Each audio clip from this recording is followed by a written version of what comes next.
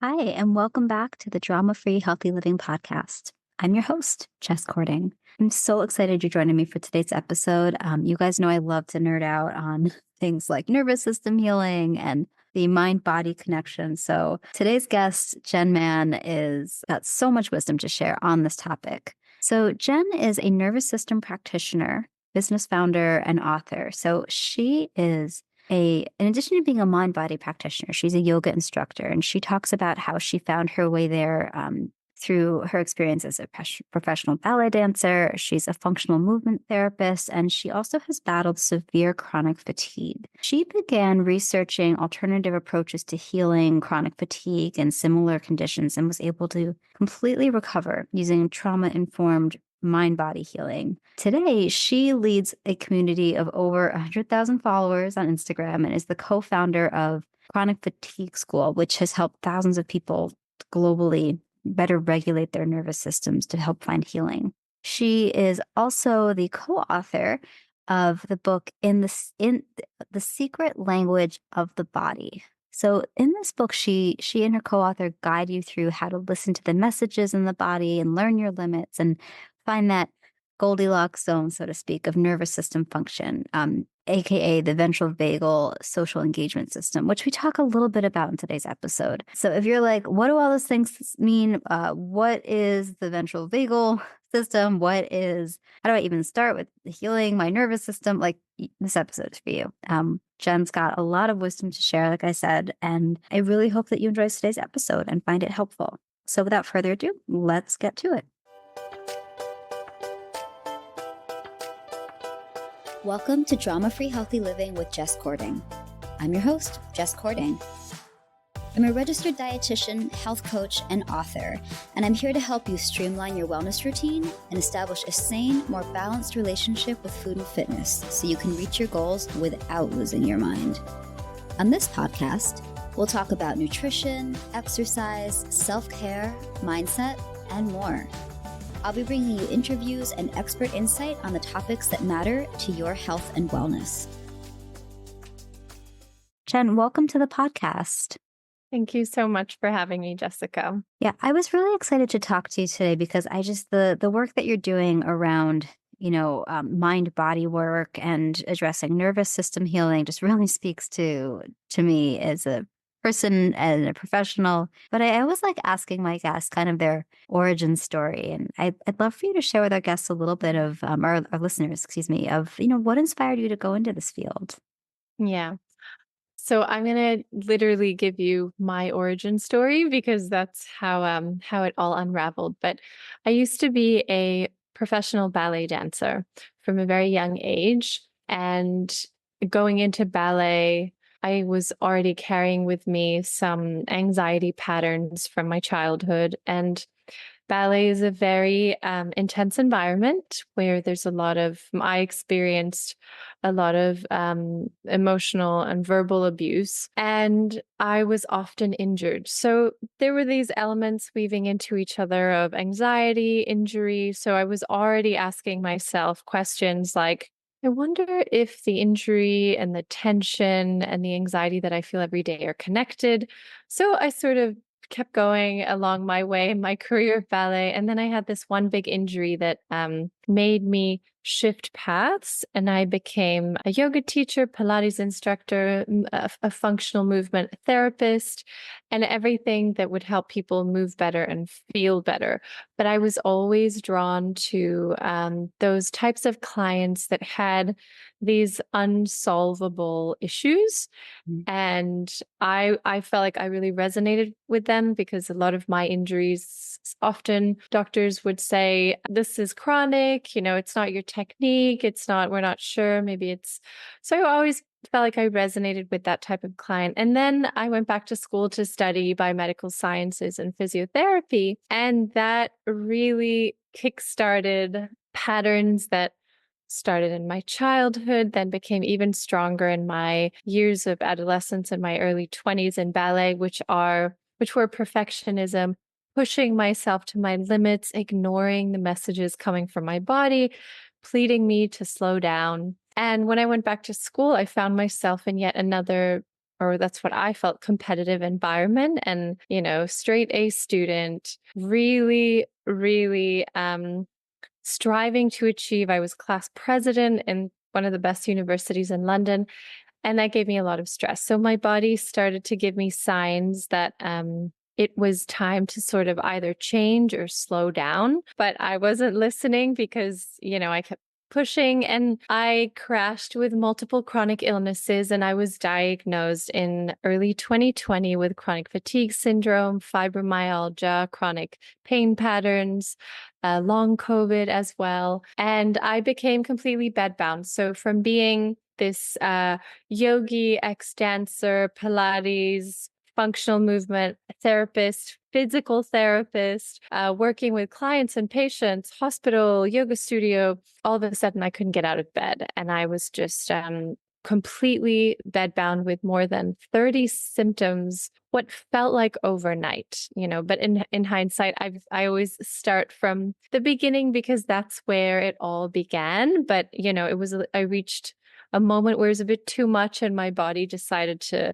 shut down. So my pull to this work, to helping people regulate their nervous systems and recover from mind body illnesses, really comes from my experience of being an embodied human as a dancer, and then helping people move better and feel better, and then myself getting a chronic illness and getting no answers from conventional medicine. So I tried everything. I was studying in a medical university, so I was, all on board with all the therapies, but nothing worked until something did. And it was the work of somatic therapy, brain retraining, and everything that has to do with putting your nervous system at the forefront of your recovery.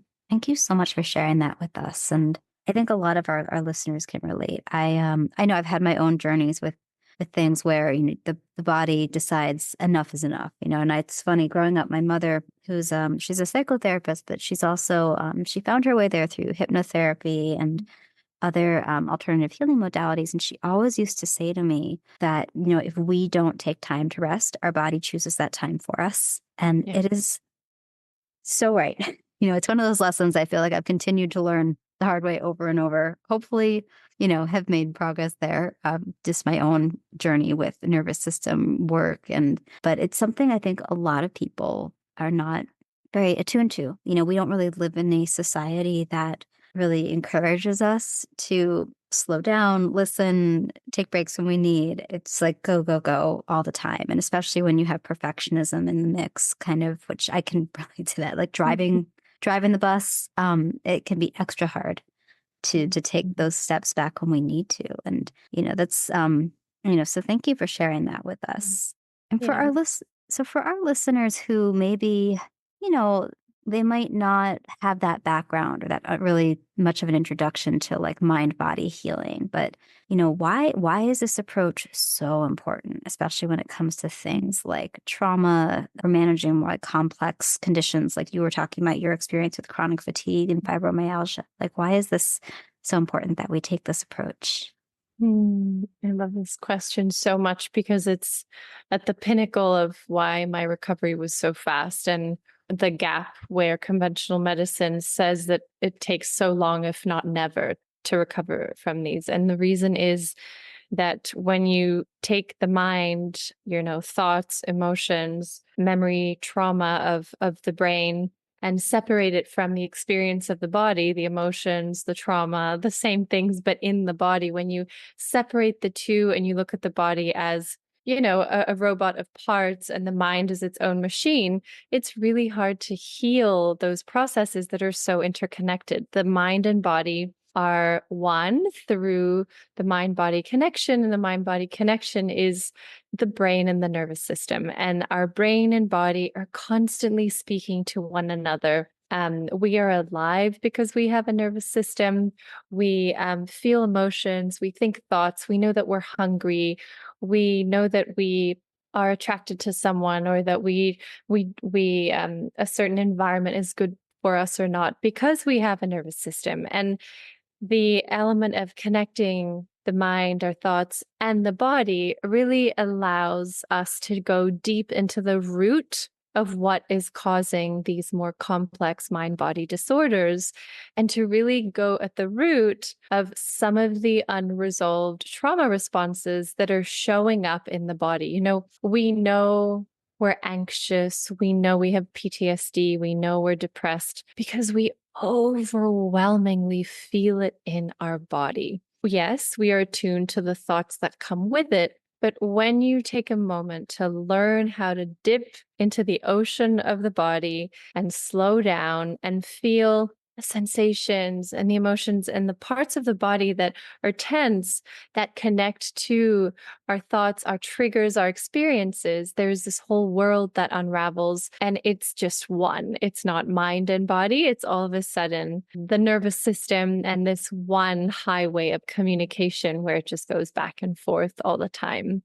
And so addressing the whole system as one really allows for these patterns that keep us stuck, like in unresolved trauma and complex chronic illnesses, to go away and for us to really find healing and recovery.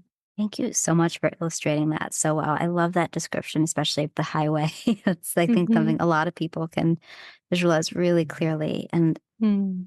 so kind of building on that, I love, like, I was saying, I love interviewing authors on this podcast because I know I've, having been through that journey and just like all the thought that goes into creating a book, and then you have to like go out and market that book. It's like that's a whole other thing. But I loved the way that you structured this book into mind, body, and human sections, and that then you broke each section down into awareness, disruption, and redesign. Like, I just love that so much. And, how can, this approach help us, or how can it, I love that you broke it down this way and you structure this way. And like, how can that help us make the concept and the process of changing our behaviors to better support this healing process, more approachable? Because I feel like a lot of people, you tell them like, oh, you have to heal your nervous system. They'd be like, yeah, it's great. How, where, how, when do I start? What do I do? Yeah. What does that mean? What does that even mean? That's one of the most questions. So it's like, what does it mean when you talk? Yeah, I love this question. So Cardin, who's the co-author of this book, so first of all, let me go back to, I was sharing reels on Instagram 2 years ago of nervous system practices that were very practical and accessible, literally exercises. I can share a couple with you today as well. And they were really resonating and going viral. So HarperCollins reached out to me in my DMs and asked me, do you want to write a book about this? And when you don't have a book, you have to come up with a proposal. And, there was a time crunch. So I invited my business partner in because we were in this together. And we thought, what is the best way to, succinctly give people a way through not just, adversity, complex illness, behavior, and like the stuckness that we find ourselves in life, but what is a way through where you actually get to learn more about yourself and you get to intuitively listen to the language that your body speaks. So instead of applying an approach that's, A plus B equals C, it's a very intuitive approach where you are now aware of what's happening. So we decided to cut it into three parts: the mind, the body, and the human. And mind and body really dive into the processes of the mind and the body, but really how they connect and how one is not possible without the other. And how when we learn these exercises that help us rewire the patterns that keep us stuck, you are really integrating both at the same time. And then human is that aspect that is at the very heart of our vulnerability, of why we get stuck, of that part of us that, makes us different from all other animals in the world, right? Humans have that element of, having this whole process of our childhood, the attachment figures in our life with our parents, and how that all creates a personality and how we move through life and ultimately how we deal with stress. So mind, body, human, we go through the AIR approach: awareness, interruption, and redesign. And in order to change anything in your life, something needs to change, but you cannot change what you don't even know needs changing. So the first step to any healing approach, in our opinion and in my experience, is awareness. I have chronic fatigue. I have pain in my body. I have, achy throat, and I have headaches. But when you look at my body, everything's fine. There's all the blood tests were coming back fine and normal.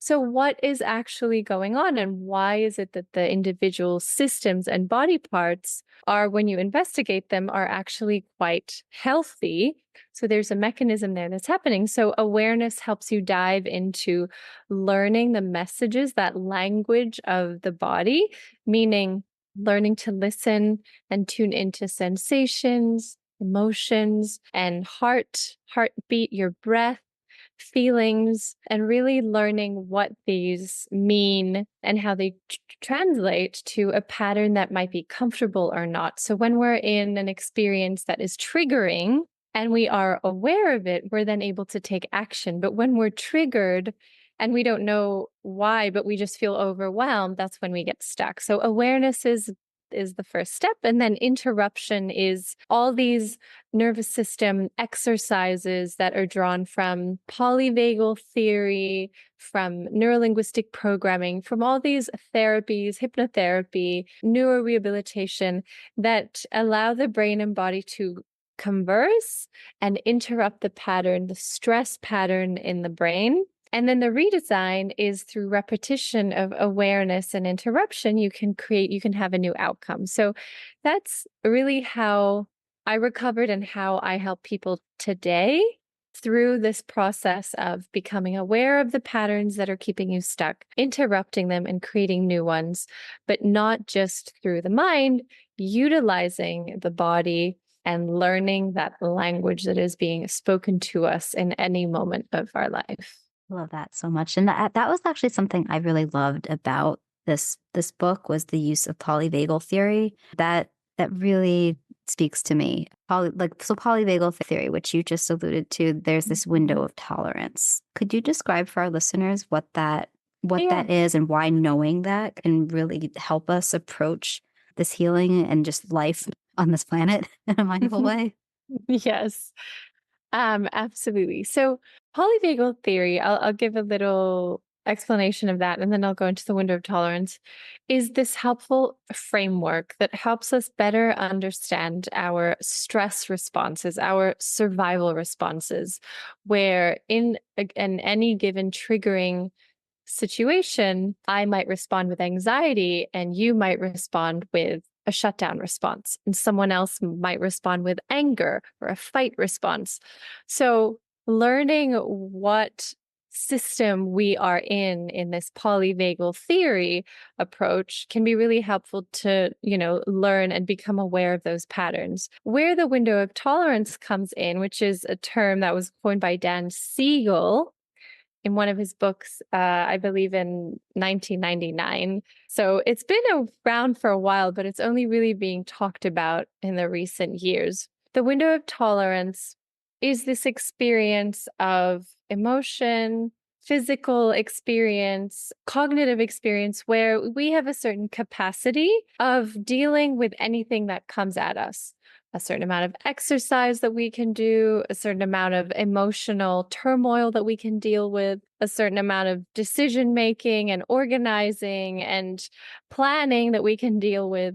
And each of us, because of our experiences in life, have a different window of tolerance. Some of us can only deal with so much. Maybe we have an argument with a friend and then it's really overwhelming and we shut down and we need to, take a break for a few days from socializing, and others have an argument and, that's fine.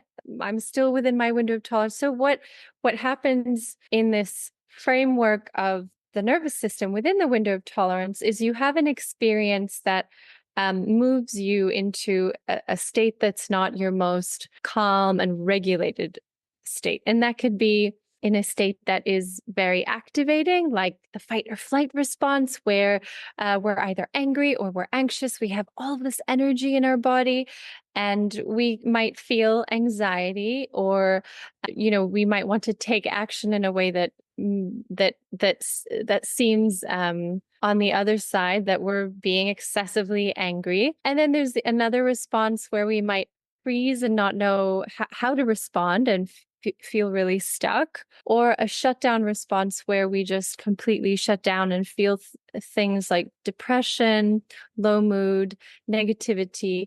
And so let's say that a person's window of tolerance looks like they wake up in the morning and they have some coffee, and then they go to work and they're relatively activated. They're still, relatively at ease. Maybe they had to run to catch the tube, or if you're in the car, you're just relaxing. And then you get to work and everything is still fine. You're riding the wave of the day, and then maybe you have a meeting with your boss, and the meeting comes by surprise, and maybe your boss has some negative feedback for you. And so that is an experience that might be quite triggering for some of us. And so the window of tolerance for that person who feels that it's very triggering might diminish, meaning that they might hit a point where it's too much stress. And so later on that evening, they might have a headache or a stomach ache, or not want to eat and not know why. How many times have we had a stomach ache and wonder, what was it that I had for lunch again? Was it the chicken salad? Yeah, no, I had that yesterday. And then we're like, oh, wait, I had that really stressful meeting with my boss, and that created a lot of stress in my body, tension in my organs, in my nerves, and now I have a tummy ache. So that awareness helps so much, because we can then downregulate that response. And so within this window of tolerance, knowing where we're at in any given moment, you might have a very wide window of tolerance when you have less work, when you have less triggers, when, if family is triggering, which it can be for some, maybe around the holidays, your window of tolerance goes down a little bit because there's a lot of emotional turmoil. Maybe you just finished university and you have to apply for job after job after job after job, and that's a very stressful experience. And so your window of tolerance might go down a bit. So knowing how to respond to the movement of our window of tolerance is so beneficial, because we can take action by slowing down,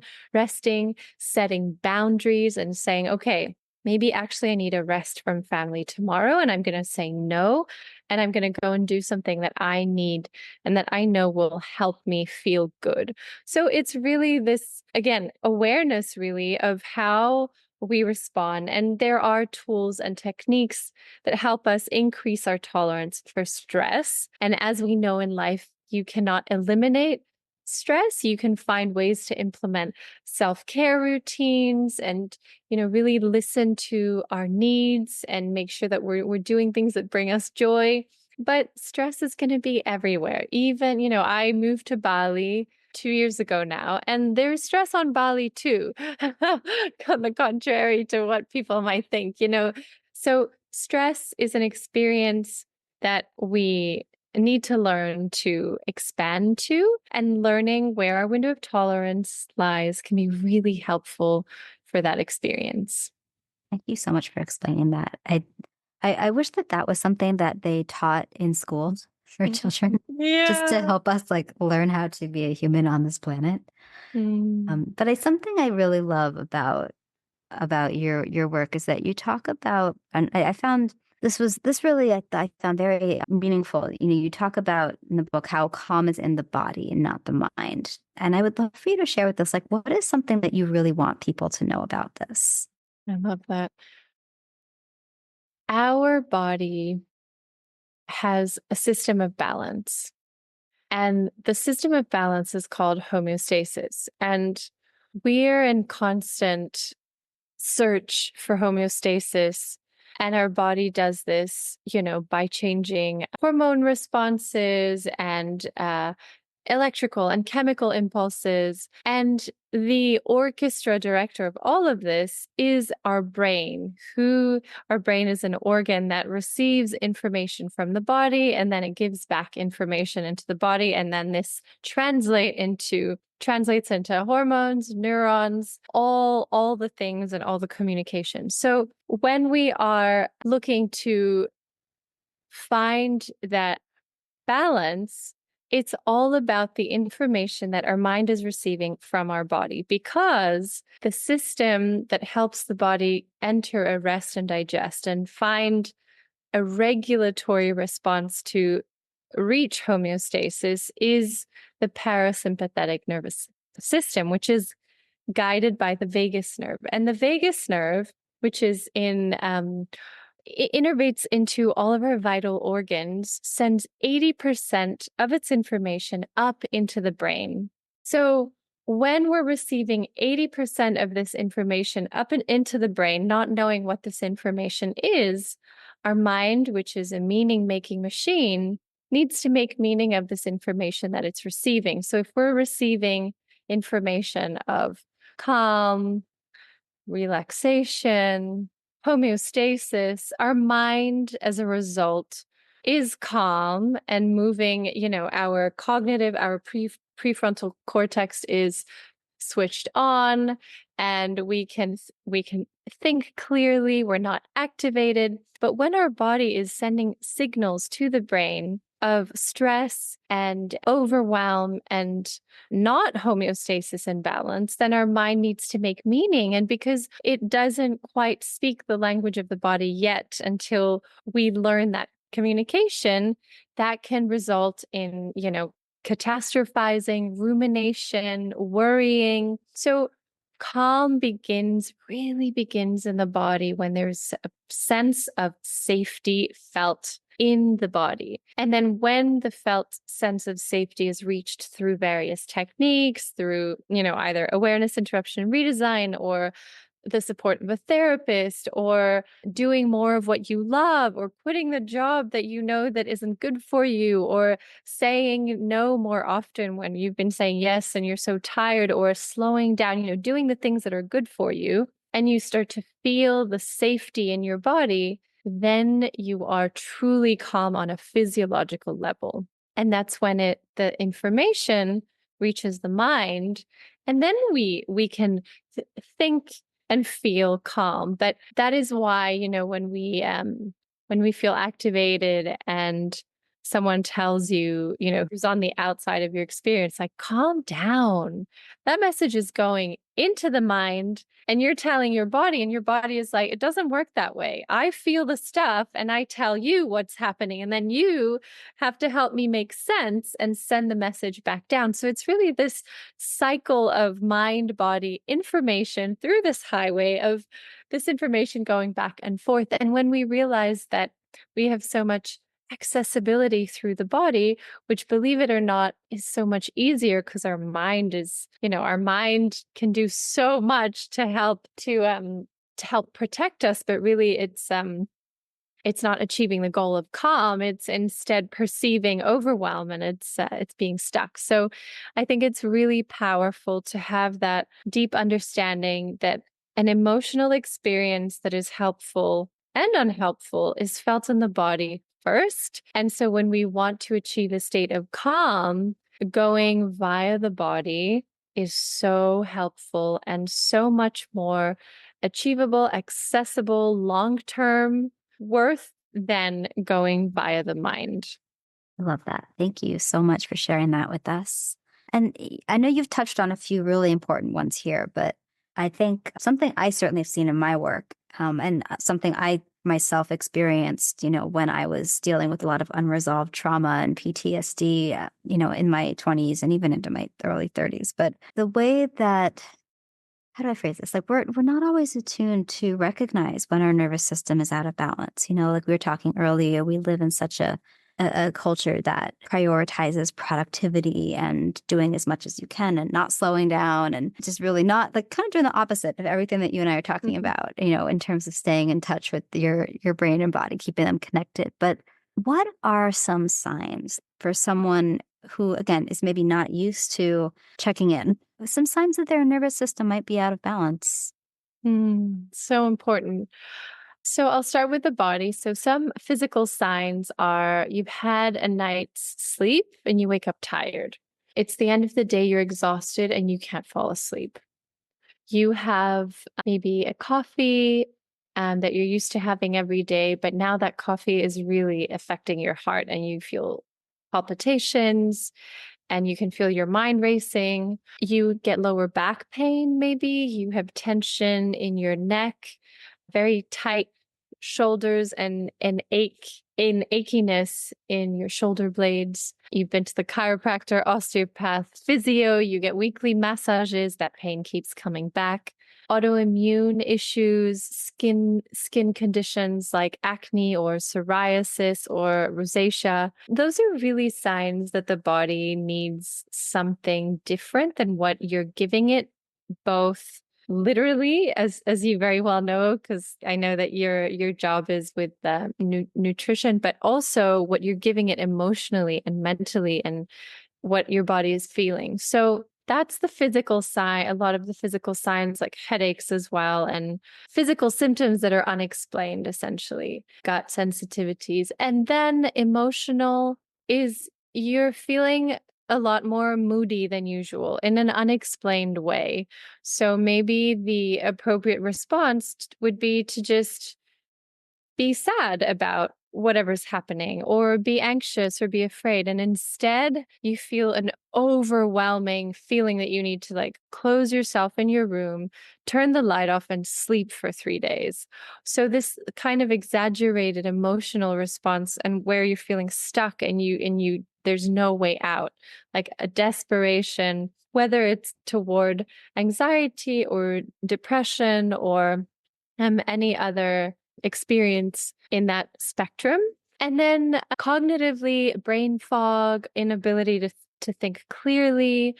Your senses are impaired as well. So it's very often that someone will say, like, I don't know why, but I have this blurry vision and it's really hard for me to study or work or read, or light sensitivity or skin sensitivity. I mean, the list is very long, but it's true, all these, and I'm saying as many as I can because 2 or 3 are enough for someone to have an aha moment and say, oh, maybe it's not, XYZ. Maybe I'm just really stressed and I need to make some changes in my life. And that's why I keep getting these tummy aches or these headaches or this low back pain. Yeah, those are some of the most common signs that we see.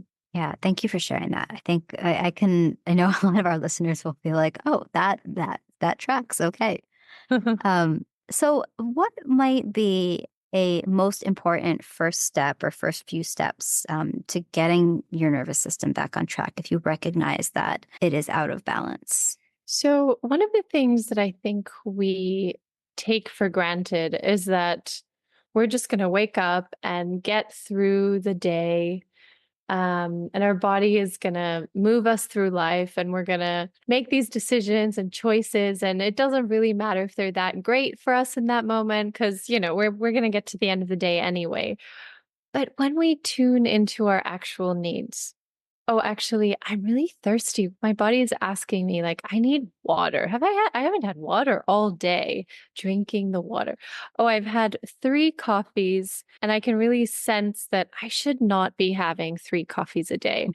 Or moving. Have I moved today? Making sure that we're moving, that we're tending to our needs, that we're eating nourishing foods that make us feel good and that are, nutritionally very important for our body. Sunlight, sleep, the basics. These are the things that help you kind of find a little bit of a baseline again. It's so common for us to go through just the basics and for people to say, oh, yeah, I haven't exercised in 3 weeks or 2 months or 3 years, or yeah, I never really go outside on my break, or I don't drink a lot of water. And then when you hit those points, some of the changes instantly that happen just on a physiological level already help you feel more in balance. And then when you're tending to your basic needs, just checking in with yourself. I think it can be so powerful to ask ourselves this one question every day, which is, what's happening for me right now? How am I feeling? And just becoming aware of the state that we're in, and then taking action based on what our needs are as a consequence. Yeah, I think that can be a really easy, accessible way forward.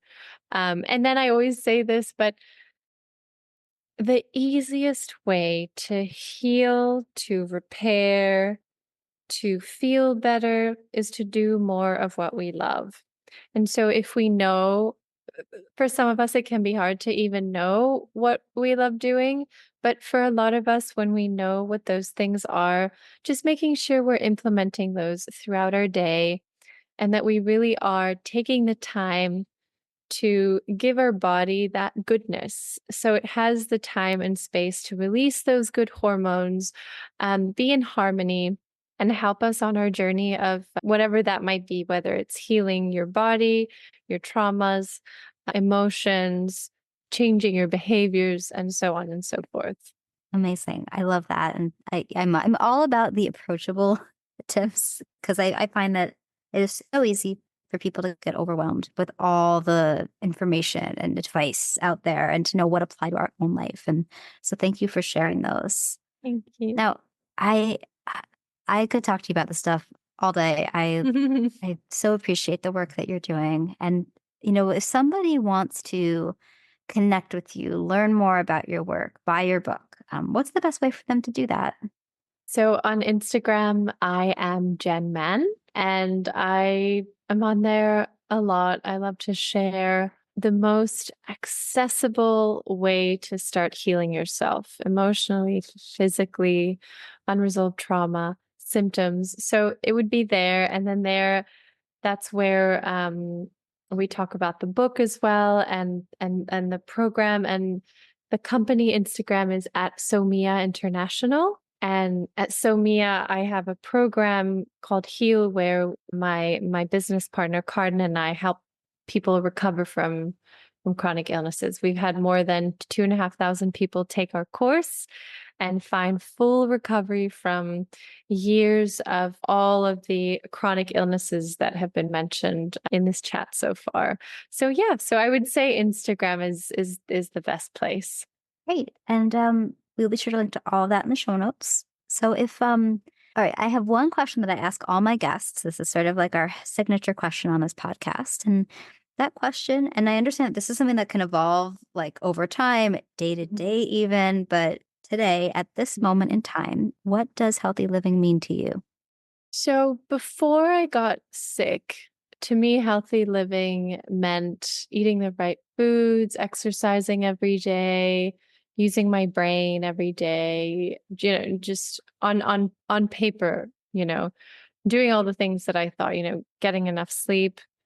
Then after I got sick, to me, healthy living is taking personal responsibility and choosing yourself, and taking personal responsibility for the patterns that you recognize that you're still stuck in, and choosing yourself by learning how to set those boundaries that are needed, whether it's work or family or friends, anything with yourself, setting boundaries, saying no when you want to say no, and doing more of what you authentically love. I think that feeling good in our bodies and connecting to, your purpose or your loved ones, or so important for our physiology. And it's amazing when the nervous system, when our brain, when our body gets a little bit of that connection to what brings us joy and what makes us feel grounded and safe, there's not much else that it needs to be healthy and thrive. Amazing. I could not love that more. Mhm. So, Jen, thank you so much for being a guest on the podcast today. I have so enjoyed our conversation. Thank you. Thank you so much for having me, Jessica. And for all of you guys who are out there listening, as always, thank you for being here. We could not do this podcast without you. Please check out Secret Language of the Body. And if you like today's episode, let us know. Post a screenshot of you listening, tag me, tag Jen. You can also consider leaving us a 5-star review on Apple Podcasts. They do matter and help me continue to bring you great guests like today's awesome guest, Jenn Mann. So as always, you guys have a wonderful day, and we'll talk soon. Thank you for listening to Drama Free Healthy Living with Jess Cording. We'll see you next time.